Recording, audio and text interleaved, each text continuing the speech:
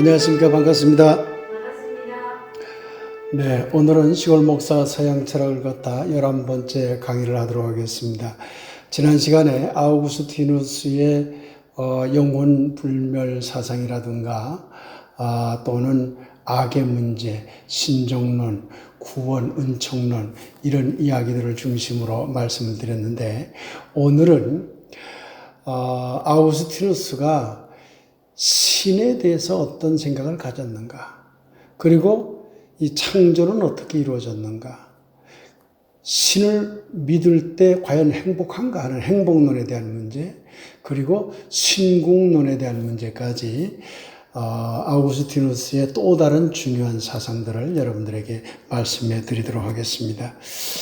아우구스티누스는 이 신과 관련된 이야기는 거의 대부분 플라톤 사상을 응용을 합니다. 거의 그대로 이어받기도 하고, 그것을 살짝 바꾸어서 기독교식으로 바꾸어서 새롭게 적용하는 그런 쪽으로 플라톤 사상을 가져옵니다.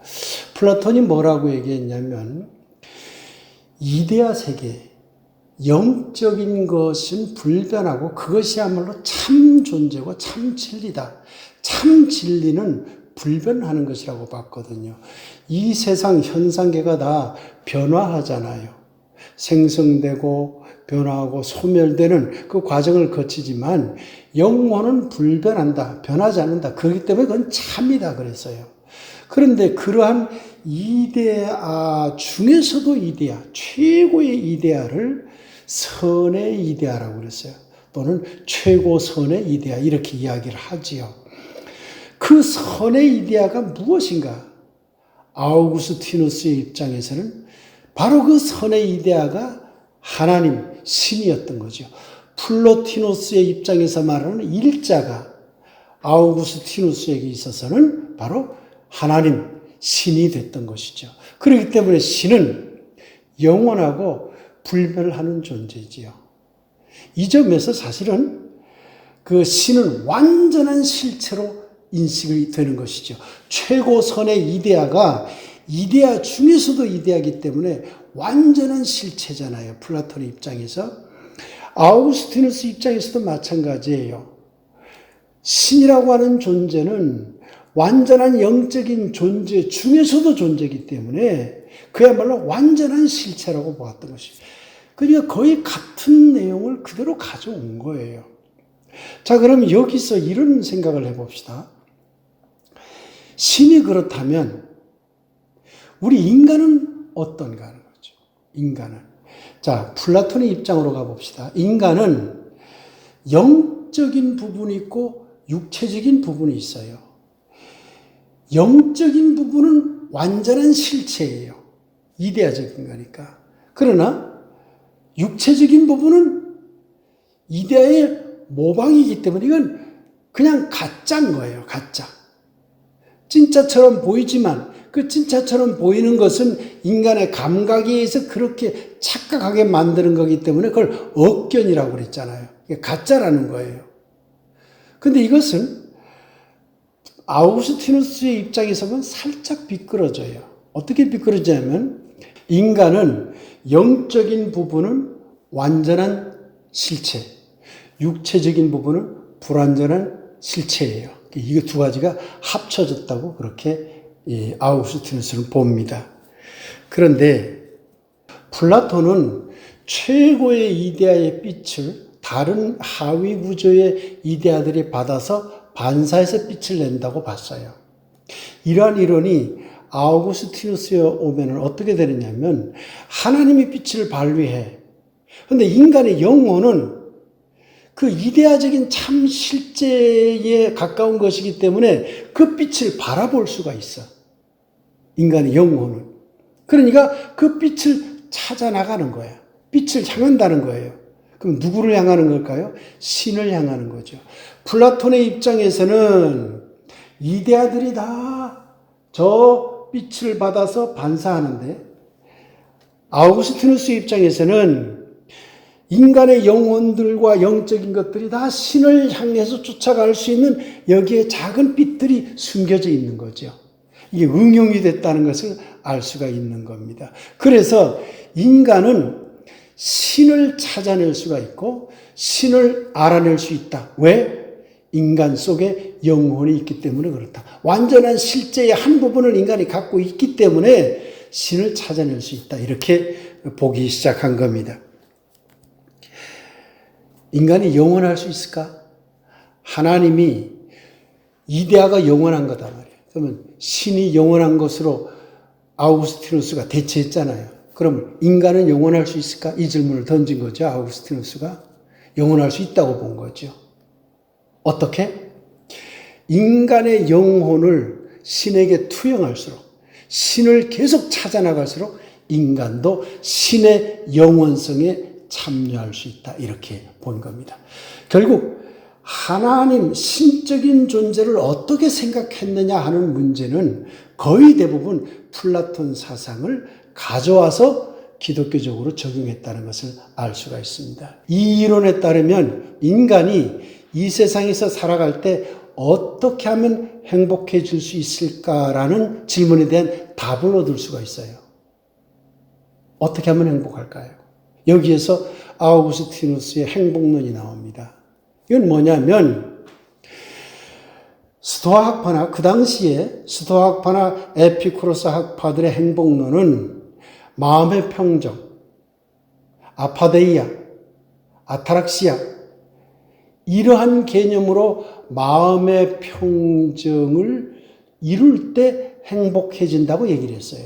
그런데 아우구스티누스의 입장에서는 플라톤 사상을 받아들였기 때문에 신을 향해서 내가 계속해서 신을 추구해 나가면 그 자체가 행복해진다고 본 거죠. 그러니까 아우구스티누스의 행복론은 마음의 평정에 있는 게 아니에요. 마음의 가난에 있는 게 아니에요. 예수님 사상과 매우 달라진 거예요. 예수님은 가난의 행복을 말했고 청빈의 행복을 말했고 화평, 평정의 행복을 말한 거예요. 그런데 아우구스티누스는 하나님을 믿는 믿음, 하나님을 사랑하는 것, 하나님을 찾아나가는 것, 그걸 희구한다라는 말로 표현했는데 하나님을 희망하고 구한다 그런 말이에요. 하나님을 희망하고 구해나가는 것, 찾아나가는 것, 그것이 바로 행복이라는 거죠. 그러면 아우구스티누스의 행복론에 따르면 당연히 이 세상에서 살면서 어떤 일을 가장 중요하게 생각해야 행복해질까요? 간단한 얘기입니다. 교회 열심히 나가면 되는 거죠. 교회 열심히 나가서 교회에서 이야기하는 하나님을 찾는 길을 따라가면 행복해진다는 그런 논리가 나오게 되는 것이죠. 이래서 사실 중세 사상이요. 모든 것이 다 교회 속으로 다 흡수돼요. 인간의 삶이 전부 교회와 관계되는 삶으로 전부 모든 것이 다 끌어들여지는 그런 이론 체계가 수립된다는 것을 알 수가 있습니다. 아우구스티누스는 창조론을 얘기했습니다. 성서에는 분명히 태초에 하나님이 창조하시니라 해놓고는 그 태초를 어떻게 설명했냐면 흑암과 공허와 혼돈이라고 생각을 했어요. 그러면 적어도 흑암의 상태, 혼돈의 상태, 공허의 상태, 깜깜한 어떤 바다의 상태가 있었다는 것을 전제로 합니다. 무질서한 어떤 상태에서 질서적인 어떤 상태로 이동하는 것을 창조의 과정으로 성서는 설명하고 있죠. 그런데 지금 가톨릭의 공식 교리는 그런 성서의 내용을 따르지 않습니다. 가톨릭의 공식 교리는 무로부터 창조가 이루어졌다고 얘기를 합니다. 아무것도 없는 것에서부터 하나님이 유를 만들어냈다. 어떤 이 피조세계를 만들어냈다는 것이 공식적인 가톨릭의 교리입니다. 이 무로부터의 창조 이론은 언제부터 이게 논의가 되기 시작하냐면 아우구스티누스가 본격적으로 이 문제를 거론하기 좀 이전부터 이 문제가 교회에서 논의가 되기 시작해요. 사실 성서에 보면, 창세기에 보면 분명히 무로부터의 창조를 말하는 구절은 없어요. 그런데 개신교와 달리 가톨릭에서 믿는 또 다른 별도의 성경이 있어요. 마카베오서라는 그 성경이 있는데 가톨릭에는 있어요. 정경이죠. 가톨릭 정경. 개신교에서는 그건 정경으로 인정하지 않죠. 그 마카베오서가 일종의 구약 성서 중에 하나입니다. 그런데 그 마카베오서의 하권에 보면 어떤 얘기가 나오냐면 하나님이 이 세상을 아무것도 없는 것에서부터 만들기 시작했느니라는 구절이 한 구절 나와요. 그런데 이 마카베오서는 그리스 말로 쓰인 거거든요. 그러니까 다른 성서, 구약 성서들은 거의 대부분 다 히브리어로 쓰였죠. 그러니까 이게 예수님 시대와 거의 가까운 때에 써요. 그러니까 예수님 태어나기 한 200년 전쯤에 쓰인 성서가 이제 마카베오서인데, 그러니까 상당히 나중에 돼서야 무로부터의 창조 이야기가 거론이 된 것이 맞아요. 그러니까 유대교적 사상 틀에 의하면 사실은 무로부터의 창조는 없는 거죠. 그런데 가톨릭은 마카베오서의 내용을 꼭 이용을 했다기보다는 교리적인 어떤 체제를 만들며 있어서 무로부터의 창조를 설명하지 않으면 하나님의 절대 전지전능하심을 말할 수가 없게 되는 거예요. 왜? 무엇이 하나님이 창조 이전에, 태초 이전에 무엇이 있었다? 그러면 그것은 누가 만들었노? 이렇게 얘기하기 시작하면 곤란해지잖아요. 그러니까 성서가 구체적으로 무로부터의 창조를 말하지 않는다 하더라도 마카베오서의 한 구절의 예외는 있지만 개신교 입장에서는 더더군다나 아예 없잖아요. 그러니까 무로부터의 창조를 말하지 않지만은 무로부터의 창조를 말해야만 하나님의 전지전능함을 설명할 수 있는 길이 생겨요. 그래서 무로부터 창조론이 공식적으로 기독교의 창조론의 교리라고 보면 됩니다. 개신교도 그래요. 그런데 이러한 무로부터의 창조론을 본격적으로 다룬 사람이 아우구스티누스입니다. 그래서 아우구스티누스는 모든 형태와 형상 자체가 아예 없는 것, 그것이 무지요. 무의 개념이 그런 거예요. 그러니 하나님은 그런 아무것도 없는 형태와 형상이 없는 것에서부터 형태와 형상을 부여하면서 이 세상을 창조했다라고 그렇게 아우구스티누스가 설명하기 시작한 겁니다. 이게 교리책입니다. 성서가 사실은요, 모든 신앙의 교리를 다 말해주질 않아요. 그러면 말해주지 않는 것들을 새롭게 교리로 만들어내는 것, 그런 것들을 조직신학이라고 그러죠. 그래서 이제 교리체계를 조직화하는 거지요. 그래서 무로부터의 창조를 말하기 시작했고, 이 무로부터의 창조는요, 이게 섣불리 이게 정식 교리화로 들어오지 못해요. 왜?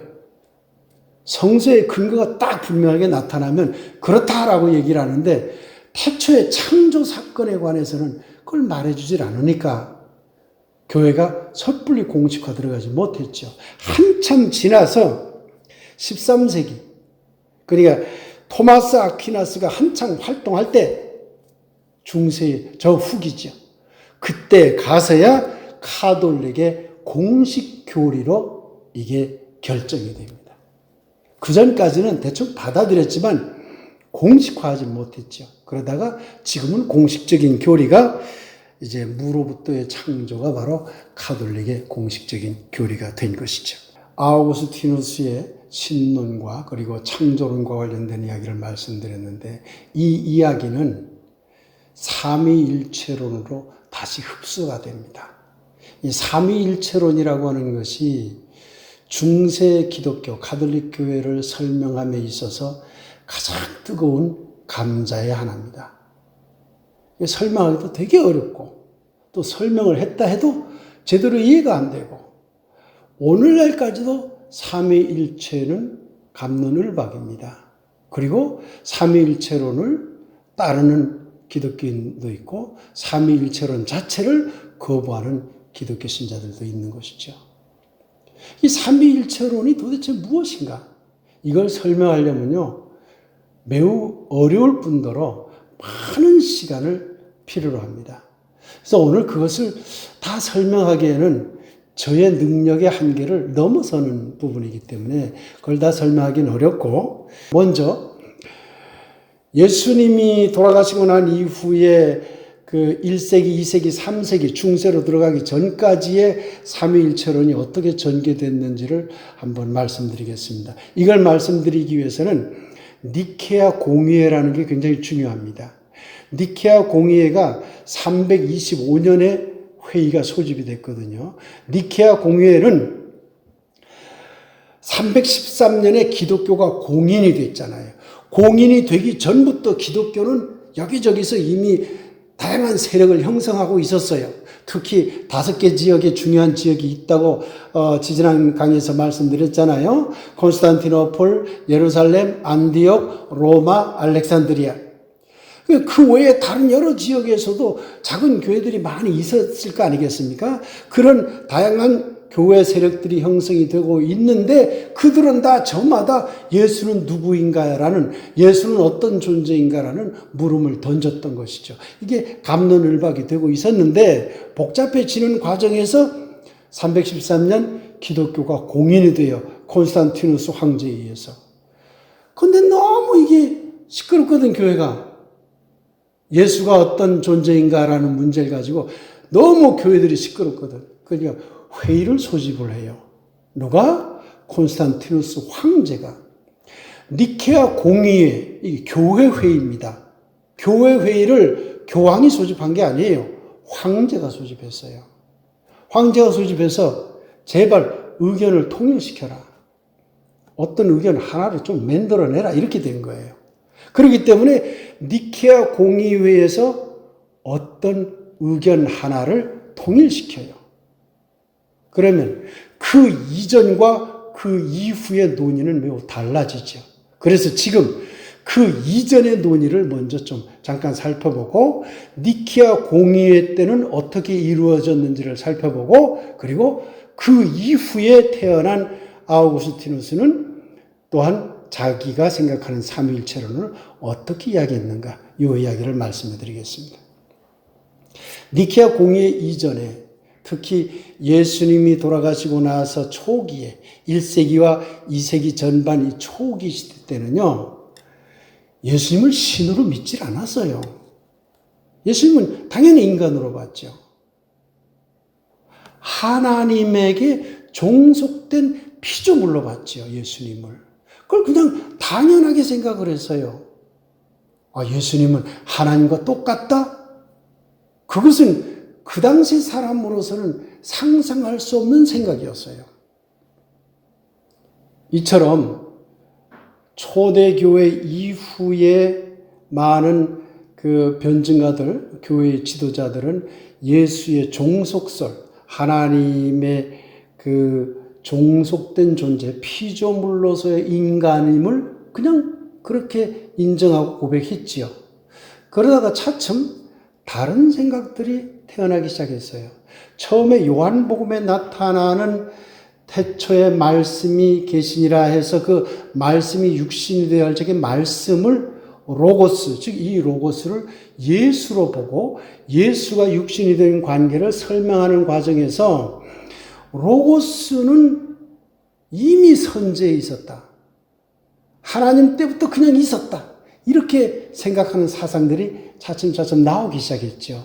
그런데 그때만 해도 로고스는 하나님의 씨앗과 같은, 하나님의 어떤 그 종자와 같은 것으로 인식을 했어요. 그러니까 여전히 하나님의 씨앗이면 하나님께 종속이 된 거죠. 이것을 로고스 기독론이라고 그래요. 그런데 차츰차츰 어떤 이야기들이 나타나느냐면 성령도 하나님이고 예수도 하나님과 같은 분 아닌가? 이런 이야기들이 슬슬 나왔단 말이죠. 근데 이때 양태 기독론이라는 게 나와요. 이 용어는 잘 모르셔도 좋습니다. 그냥 대충 내용만 여러분들이 이해하시면 되는데요. 양태 기독론은 뭐냐면 하나님은 한 분이야.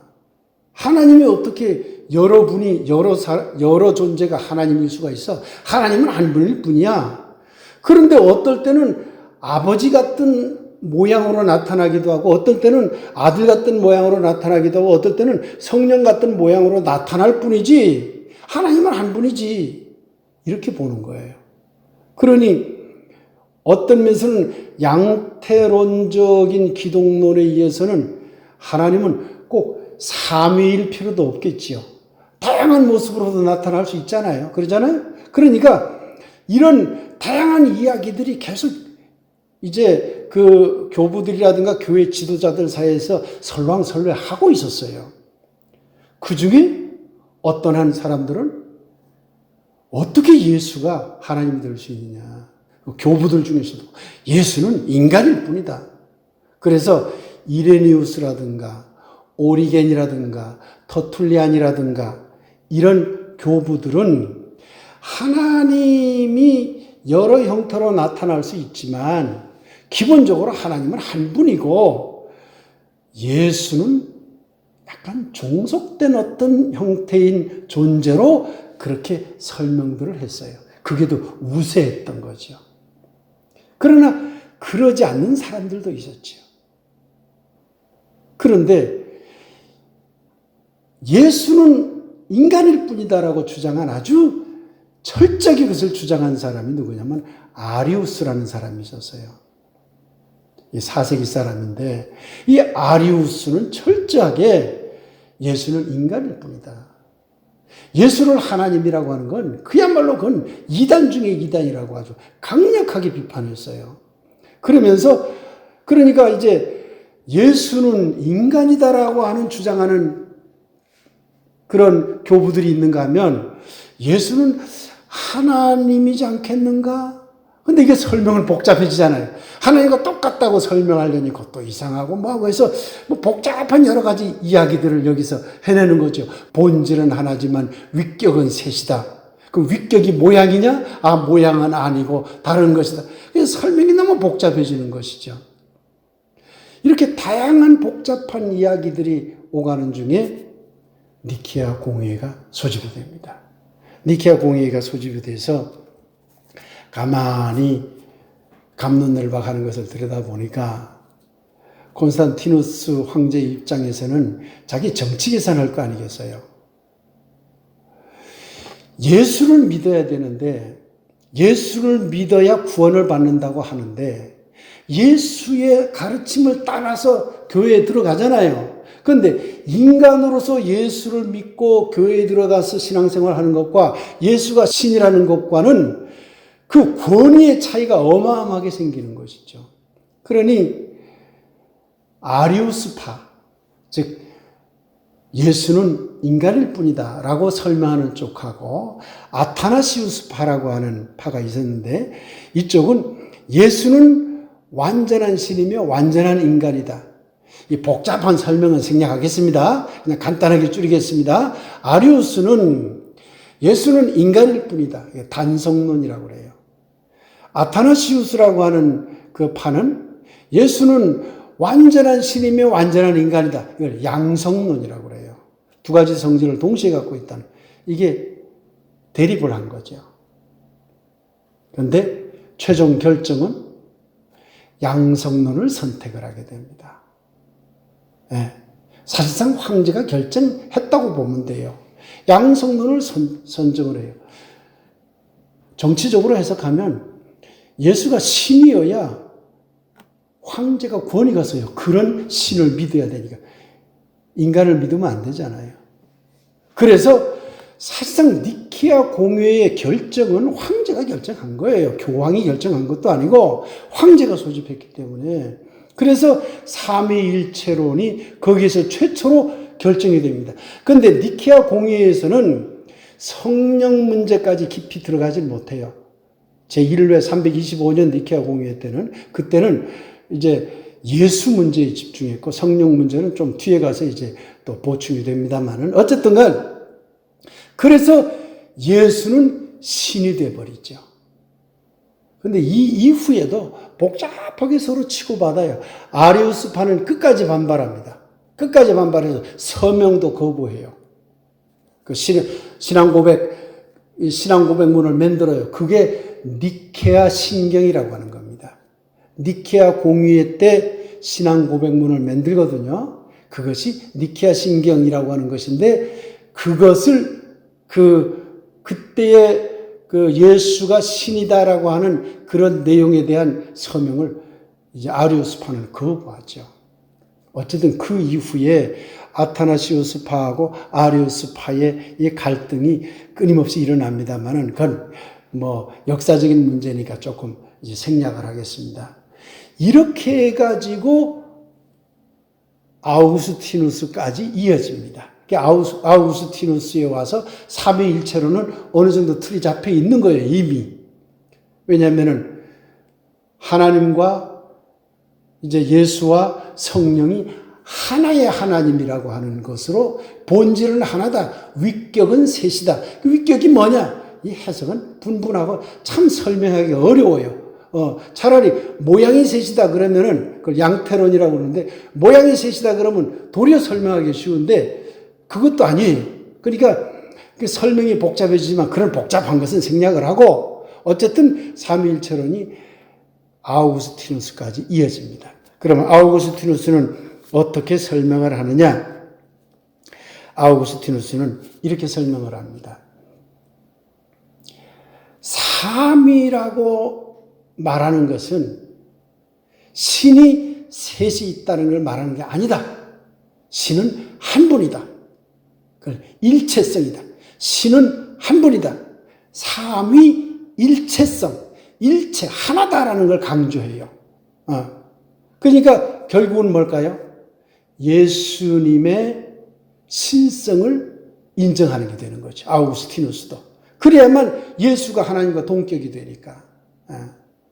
그런데 위격이라고 하는 것을 설명하기가 아우구스티누스도 대단히 골치 아팠던 겁니다. 이걸 어떻게 설명할까? 양태라고 설명하려니 그렇지, 아니라고 설명하려고 그러니 그렇지. 그래서 이 복잡한 내용은 생략을 하고요. 아우구스티누스는 이렇게 설명을 했습니다. 그 위격이라는 말을 그것을 무슨 가면이니 페르소나니 이렇게 뭐 복잡한 다른 걸로 설명하지 말고 관계성으로 봅시다, 이렇게 얘기를 해요. 그래서 아우구스티누스는 삼위의 문제를 하나의 신으로 보지만 그걸 설명하는 것을 관계성으로 설명을 해요. 그래서 삼위의 관계성을 설명했다고 그래서 이것을 관계적 삼위일체론 또는 심리적 삼위일체론이라고 이야기를 합니다. 사랑으로 예를 들어서 설명을 했어요. 사랑하는 자는 성부고, 사랑받는 자는 성자고, 사랑 그 자체는 성령이다. 관계성으로 설명을 한 것이죠. 그렇게 설명해도 흡족하지 못해요, 오늘날 우리가 들을 때. 그래서 삼위일체론은 그 이후에도 계속 논란이 일어납니다. 니케아 공의회에서 딱 결정됐다고 해도 그게 계속 논란이 일어나서 오늘날까지도 논쟁을 하지요. 그런데 삼위일체론과 관련해서 여러분에게 말씀해 드릴 것은 사도신경에 대한 문제입니다. 이 사도신경이 바로 삼위일체론을 옹호하는 신앙 고백문이거든요. 근데 이 사도신경은 처음부터 있었던 게 아니에요. 이게 많은 기독교 신자들, 가톨릭 신자든 개신교 신자든 많은 신자들이 오해해요. 이걸 공부하지 않은 분은, 이 사도신경을 제대로 공부하지 않은 분은 이 사도신경에 대해서 대단히 오해를 해요. 왜 그러냐면 제목 자체가 오해를 불러일으켜요. 사도신경이기 때문에 사도들, 즉 예수님의 제자들이 신앙 고백을 했던 것이구나 이렇게 착각을 해요. 이거 대단히 큰 착각이기 때문에 이 강의를 듣는 분들은 사도신경에 대해서 오늘 제가 말씀해 드리는 것 정확하게 아시기 바랍니다. 사도신경이라고 하는 것은 한참 뒤에 공식화된 거예요. 자, 니케아 회의 AD 325년 기독교가 막 공인돼서 얼마 없을 때 313년에 기독교가 공인이 되잖아요. 다른 종교들과 똑같은 대접을 받기 시작해서요. 여전히 다종교 사회예요. 그 당시에 로마 사회가 그 중에 하나의 종교로 들어갔어요. 아직 국교화가 일어나기도 전이에요. 국교화가 언제 일어나느냐? 완전한 국교화가 일어나는 게 392년도거든요. 그런데 니케아 공의회는 325년에 일어나잖아요. 325년에 니케아 공의회가 소집되잖아요. 그때 삼위일체론이 1차 결정이 되고 니케아 신경이 만들어지죠. 그 니케아 신경 분명히 예수는 신성을 가지고 있다는 것을 고백하는 신경이죠. 그런데 아직 사도신경 없어요. 사도신경은요, 도리어 AD 150년경 기독교가 한창 박해받을 때 그때 로마 신조라고 하는 게 있었어요. 로마 지역에 믿는 사람들이 자기네들끼리 신앙 고백했던 것들이 있었던 거예요. 그걸 토대로 해서 니케아 신경과 어떻게 합쳐지고 하는 막 이런 과정을 거쳐요. 한참 뒤로 가요. 그래서 사도신경, 오늘날 가톨릭이나 개신교에서 고백하는 사도신경이 가톨릭 교리로서 확정된 것. 그게 언제일 것 같습니까? 놀랍게도 12세기예요. 중세 후기예요. 그러니까 처음에는 니케아 신경을 고백했어요. 그러다가 사도신경을 가톨릭의 공식적인 신앙 고백으로 결정한 건 12세기가 되어서예요. 한참 걸린 거죠. 그런데 그 사도신경을 많은 사람들이 예수님 제자들이 고백했던 걸로 착각을 하지요. 그렇기 때문에 사도신경의 핵심 내용은 삼위일체론을 믿느냐 안 믿느냐의 문제예요. 그래서 오늘날 많은 교회들이 사도신경을 고백하는 교회도 있고 고백하지 않는 교회도 있고 또 고백하는 교회라 하더라도 개인에 따라서 사도신경을 고백하기도 하고 고백하지 않기도 하고 고백한다 하더라도 삼위일체론을 고백한다 하더라도 니케아 회의에서 결정한 그러한 내용으로서 삼위일체론을 고백하는 게 아니라 자기가 새롭게 이해한 삼위일체론으로 그것을 고백하는 분 등등 다양한 그런 개인적인 차이를 가지고 사도신경을 고백하고 있는 것이죠. 이 점을 분명하게 여러분들이 이 강의를 통해서 새롭게 좀 깨우칠 수 있었으면 좋겠습니다. 이제 아우구스티누스 사상에서 매우 중요한 신국론에 대한 이야기로 들어가 보겠습니다. 신국론이라고 하는 방대한 책을 썼어요.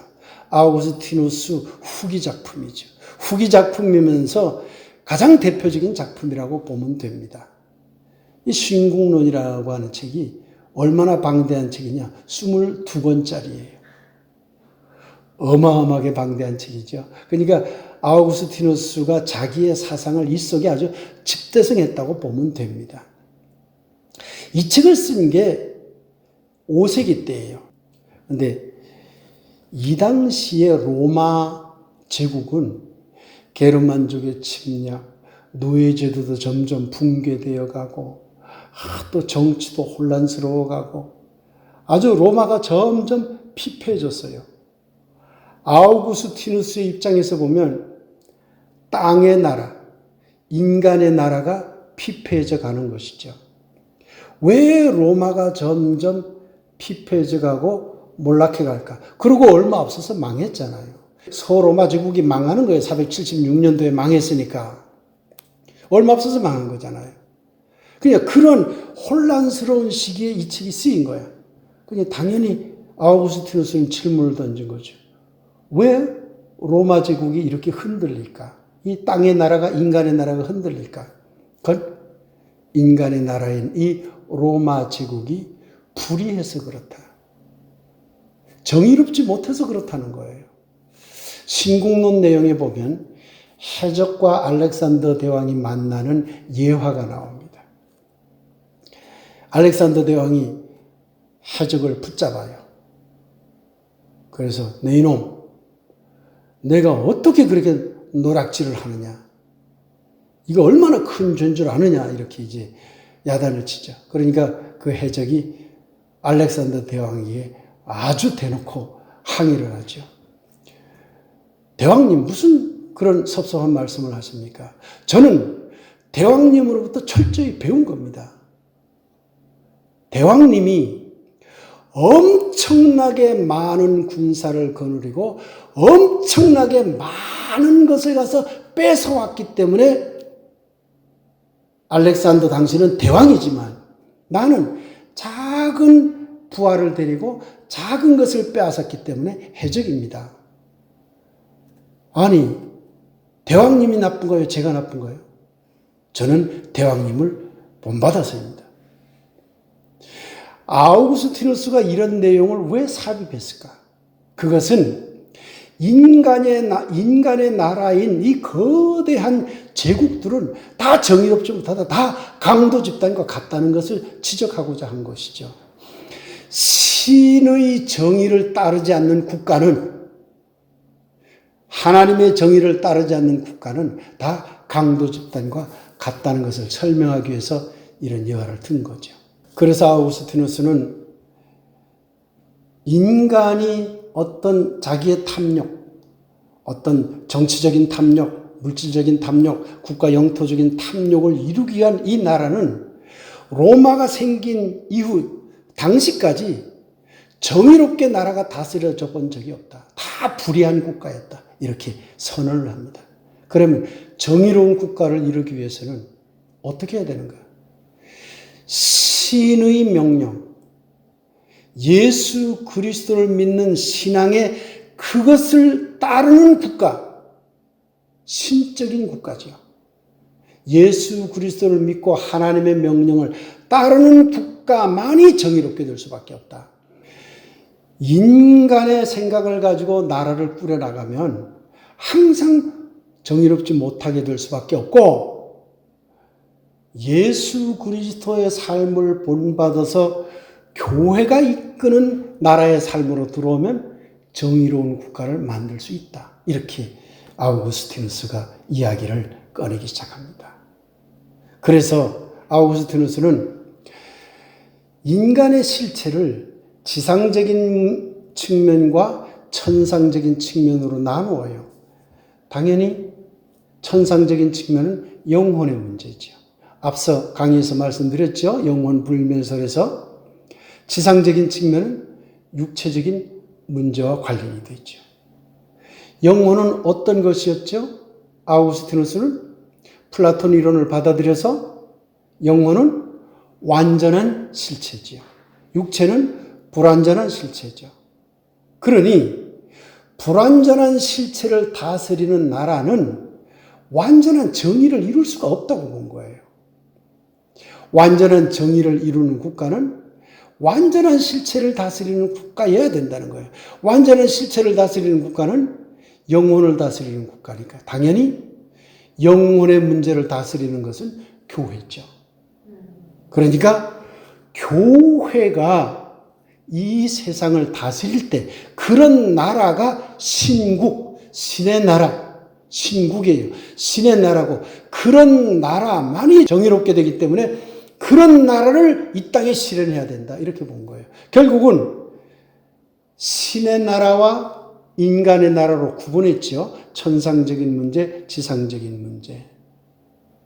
그런데 천상적인 문제를 다루는 것은 결국 종교적인 문제일 수밖에 없고 그것은 결국 교회의 문제가 될 수밖에 없는 거죠. 그러니까 하나님 나라 이꼴 뭐가 됐어요? 교회가 된 거죠. 예수님이 말한 하나님 나라는 교회가 아니에요. 예수님이 말한 하나님 나라는 사랑이 이루어지는 그냥 공동체예요. 누구나 함께 어울려서 살아가는 그러한 나라예요. 그게 하나님 나라예요. 그런데 아우구스티누스는 신의 나라를 교회와 등치시킨 것이죠. 여기서부터 이 신국론은 매우 가톨릭과 깊은 연관을 맺는 사상으로 들어가게 되는 그러한 이제 구조를 갖게 된 겁니다. 왜 그럴까요? 교회가 국가가 되니까 그게 교황권이 형성이 되고 교황이 나라를 다스리는 틀이 돼버린 거잖아요. 생각해 보세요.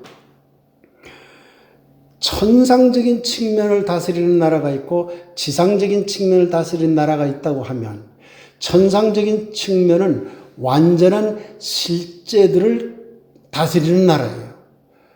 지상적인 측면은 불완전한 실체들을 다스리는 나라예요. 어느 나라가 더 완전한 나라겠습니까?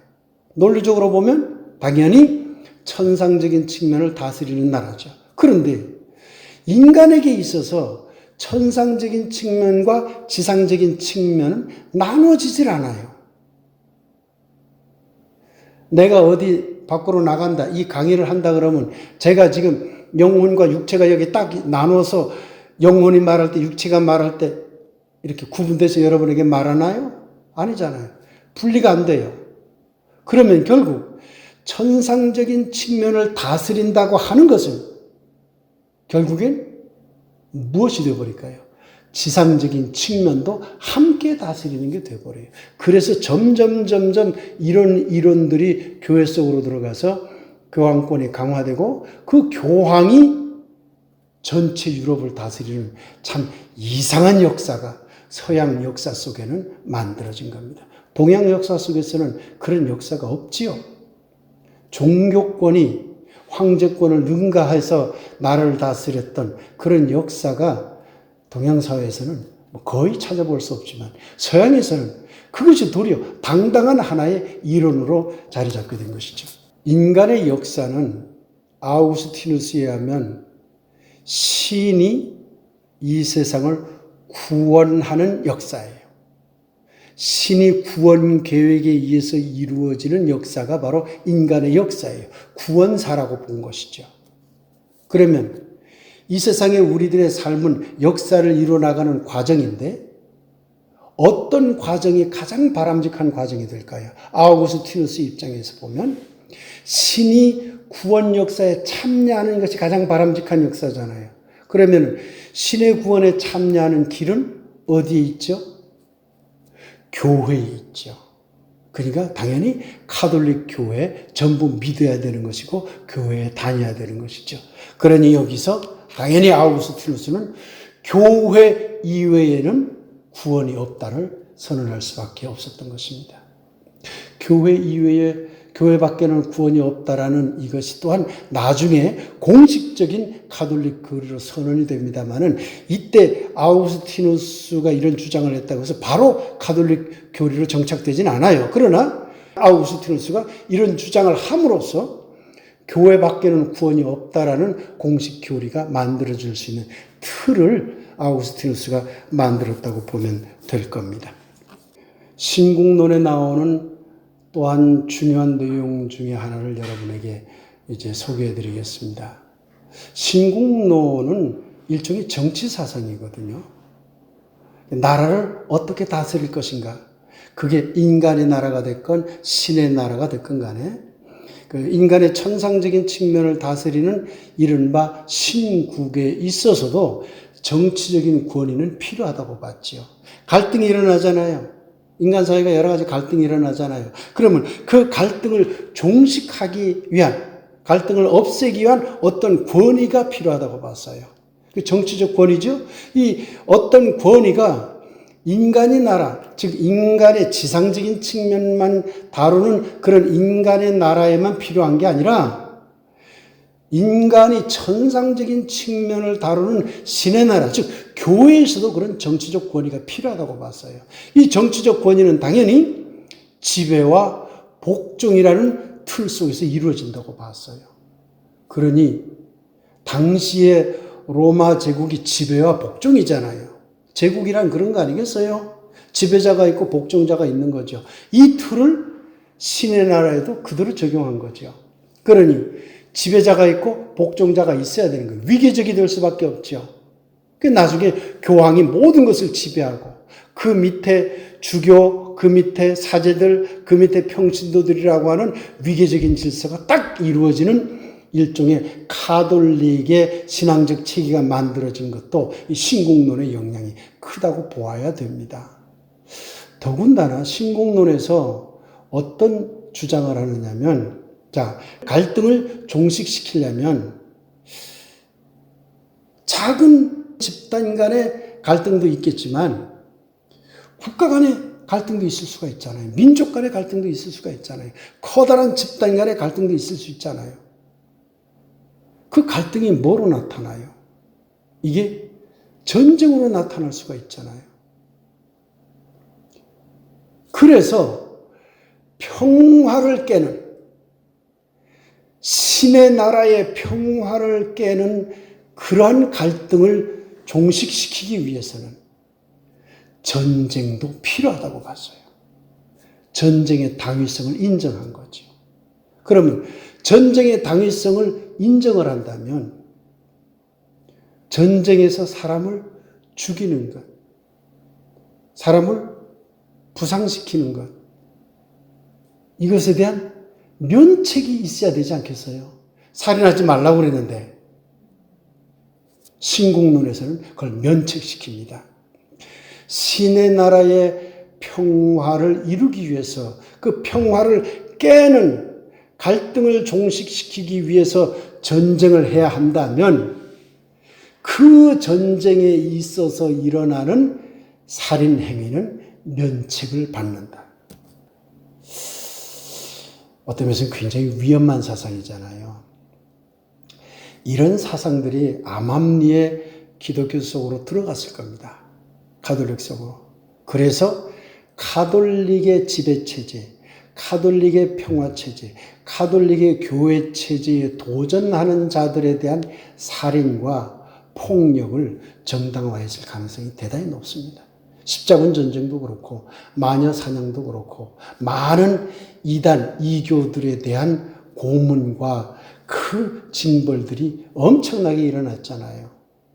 이런 것들의 정당성이 기독교의 평화, 가톨릭의 평화를 지키기 위한 어떤 전쟁, 어떤 갈등 종식을 위한 어떤 폭력, 이것의 정당성을 아우구스티누스가 만들어줘 버린 것이 아닌가 이렇게 생각을 합니다.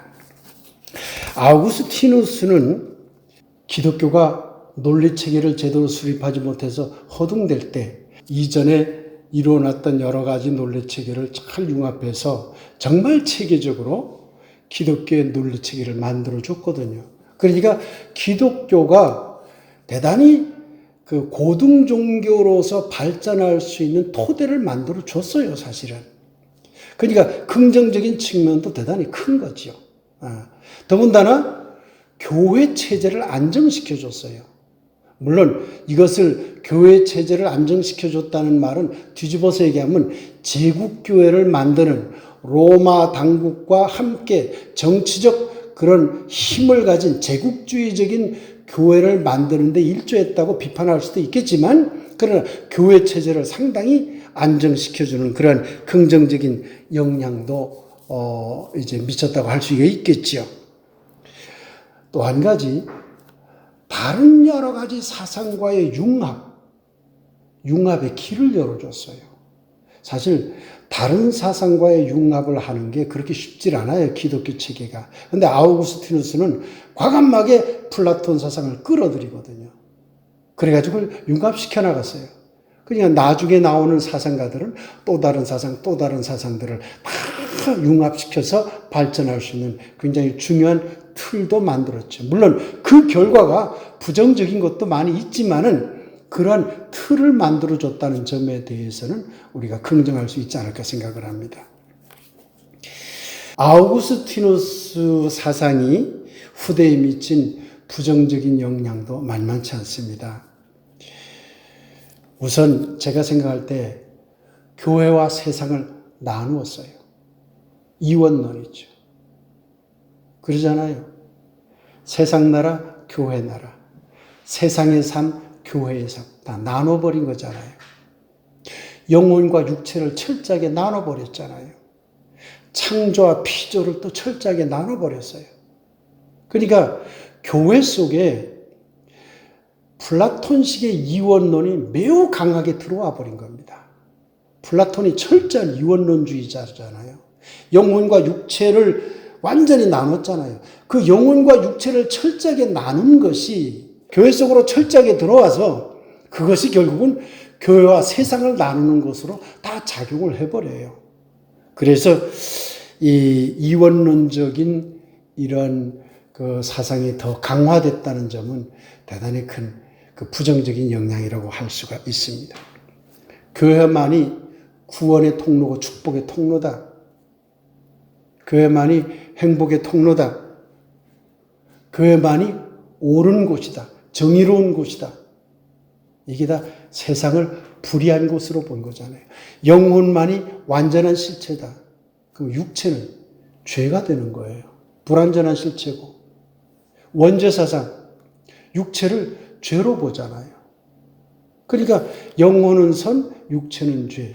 육체적인 삶. 그러니 당연히 이건 죄지요.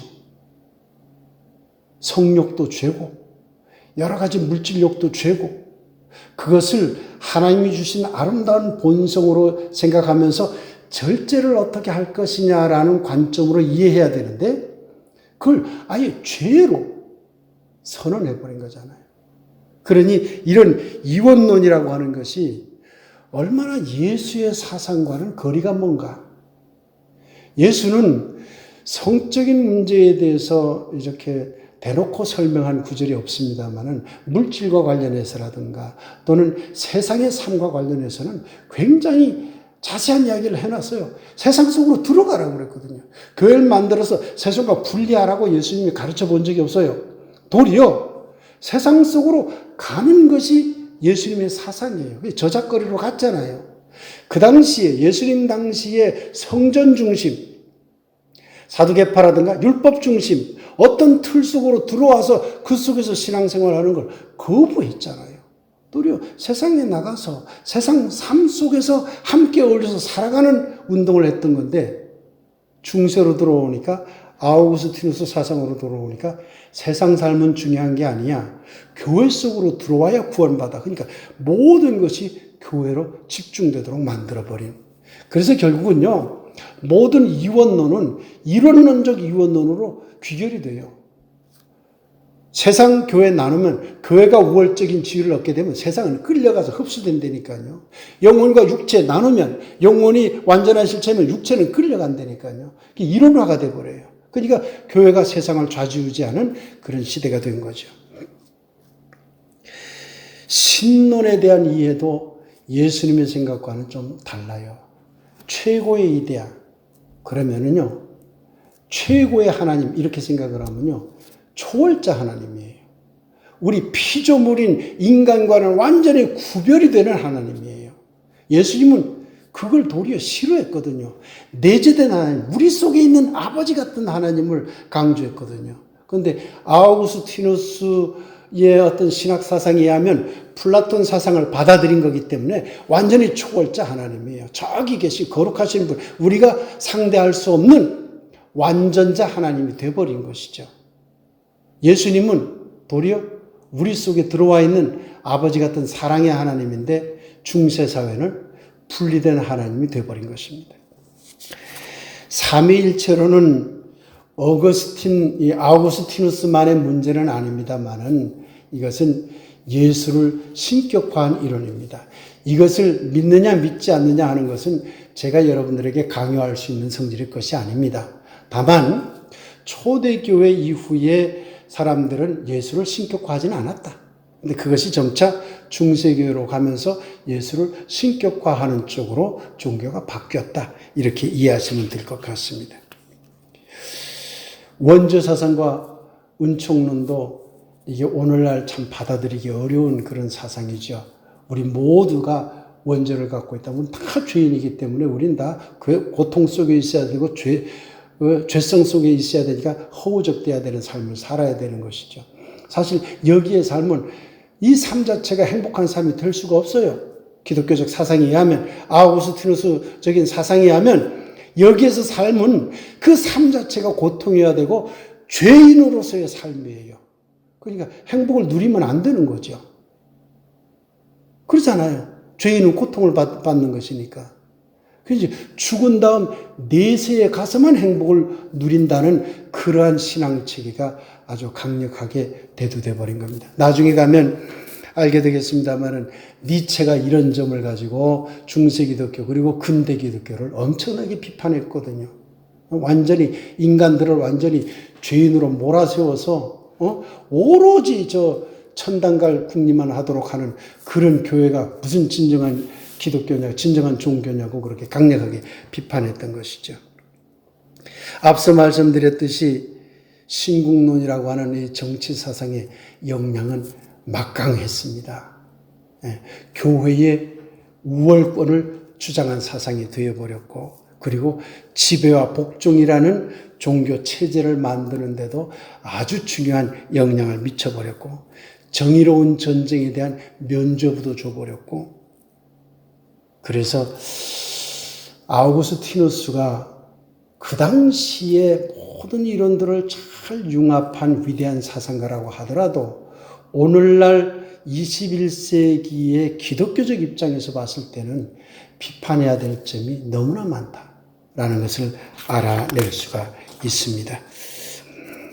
이성보다 신앙을 절대적인 우위에 놓은 아우구스티누스 사상에 대해서 이 강의를 들으시는 여러분들은 어떻게 생각하시는지, 3번에 걸쳐서 중세 그 직전 사상과 그리고 아우구스티누스의 사상을 2번에 걸쳐서 오늘까지 설명해 드렸습니다만, 사실은 그 방대한 사상을 이렇게 말씀드리는 게 수박 겉핥기식으로 여러분에게 소개한 겁니다. 어떤 부분은 제가 잘 모르는 분야입니다. 그래서 자세히 설명하기도 어려웠던 부분이 있습니다만은, 아우구스티누스 사상, 이러한 사상이 유럽의 중세 전반의 사상의 큰 그림을 그렸다, 이렇게 이해해 주시고, 이제 다음 시간에는 중세 중기 강의로 넘어가겠습니다. 중세 중기는 지금 말씀드린 아우구스티누스의 이 사상이 조금 바뀌어요. 그리고 바뀌고 그것이 또 결정적으로 바뀌는 건 근대 쪽으로 넘어가서 바뀌거든요. 그래서 우리가 목표로 하는 것이 지금 한국 기독교나 세계 기독교가 가지고 있는 전근대성, 중세적인 어떤 신앙, 근대성, 이제 그 현대, 지금 이전의 시대가 갖고 있는 어떤 근대적인 문제들이 기독교에 남아있어요. 이것을 어떻게 우리가 극복할 것이냐 하는 문제를 목표로 하는 강의이기 때문에 지금 전근대적인 문제를 다루고 있잖아요. 여기에서 아직까지도 이어지고 있는 논란거리들이 무엇인가 하는 것을 가만히 한번 생각해 보시기 바랍니다. 오늘 아우구스티누스 사상을 종합하면서 그 이제 부정적인 영향, 긍정적인 영향을 얘기했지만은 우리들에게 남아있는 사상이 아직도 많잖아요, 기독교 속에. 그 기독교 사상의 어떤 부정성, 긍정성을 이 강의를 들으시는 분들이 잘 감안하셔서 받아들일 건 받아들이시고 또 받아들이지 않을 것은 또한 새롭게 해석하는, 또 파기할 건 파기하는 그런 지혜를 발휘하면 좋지 않을까 하는 생각을 합니다. 오늘 강의는 이것으로 모두 마치도록 하겠습니다. 감사합니다.